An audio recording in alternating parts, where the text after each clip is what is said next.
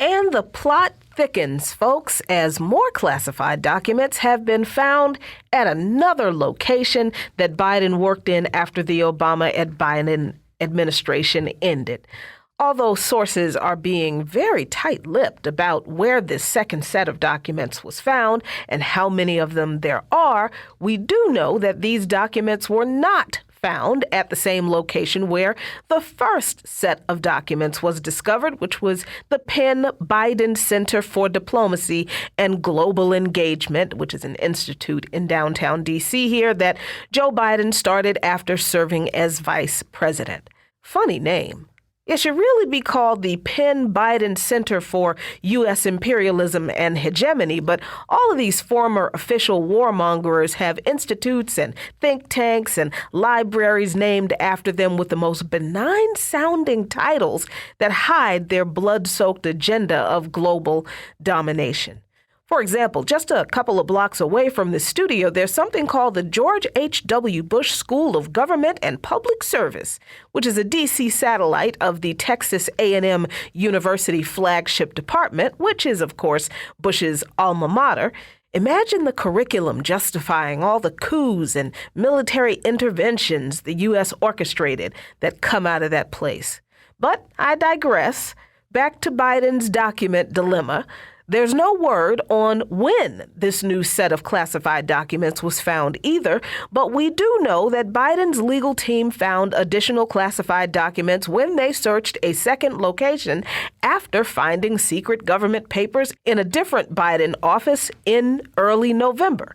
My guess is that the second cache of documents was found not too long after the first, and that makes this even worse if Biden's lawyers and White House team and Democratic strategists sat on the discovery of two caches of classified documents that Biden had until long after the midterm elections were over. But even if the second discovery was more recent, which I just don't buy, it's still not a good look for Mr. Biden right now.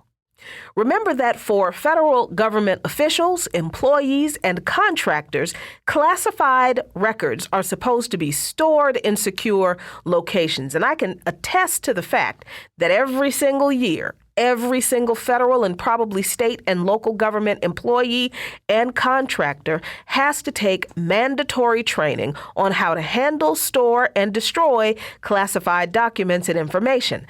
And when I say the training is mandatory, what I mean is you can be fired from your job if you do not take the training.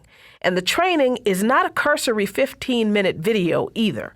Normally, there are several modules you must go through. Usually, you have to take a little test at the end of each module to document that you actually understood what was said. And you have to pass that little test or else they make you take the module again. And then you have to document that you have completed the training at the end of the entire course. Usually a longer test at the end there, too. Having been a government contractor on several civilian contracts for at least 15 years, I can tell you that there is not one federal employee at any level who has not had to take these training courses. So the idea that anybody employed anywhere in the federal government does not know about properly handling classified documents, that is just hogwash. NBC News reported that Bradley Moss, a lawyer who specializes in national security issues and is a frequent Trump critic, tweeted after the NBC report aired on the second batch of documents, said, quote, "Nothing I have seen has changed my mind yet that Biden and his team, for now at least, are not at risk of criminal exposure. Nor do I have any reason to believe this changes the calculus on an indictment of Trump. That said, this sloppiness by Biden's staff angers me." The sloppiness of Biden's staff? When I was a contractor, there was no allowance for sloppiness if you mishandled classified documents in any way. I know that if I had done any of what these people did with classified documents, I would have been fired. Criminal exposure or not, end of story. But see, Hillary Clinton can destroy hard drives with a hammer, and that's okay.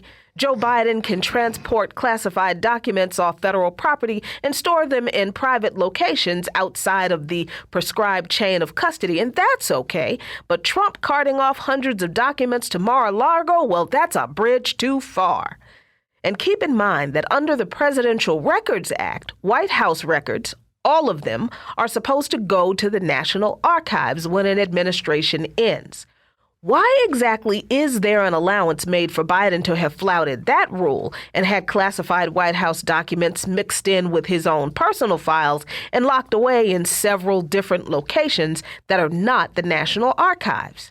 You see, this is the kind of hypocrisy from the Democrats that the right actually gets right. And there really is no getting around that. They're quick to use the rule of law to adjudicate the wrongdoings of their political enemies, and maybe they're not wrong for that, but those same rules very often don't seem to apply to them. And worse, we're told that their violation of those rules just is not the same thing as when the other guy does it, solely because this time it's a Democrat. No matter how much the Democrats try to downplay Biden's document dilemma, this is a drama that honestly should not go quietly away anytime soon. Biden and the Democrats deserve every bit of scrutiny they're getting because of it, and a whole lot more.